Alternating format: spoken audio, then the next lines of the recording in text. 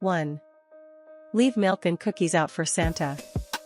This American tradition began during the Great Depression as a way for children to show gratitude for the gifts that Santa brought.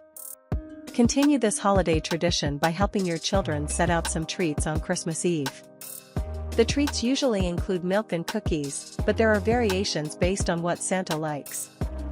These variations include brownies and milk, eggnog and cookies, sherry and a mince pie. 2. Watch a Christmas movie. Many families enjoy watching Christmas movies on Christmas Eve to help get them in the festive spirit. Let your children choose from an assortment of movies or watch the same movie every year. Make sure to provide Christmas cookies and hot chocolate during the movie. Some excellent Christmas movies include A Christmas Story, 1983.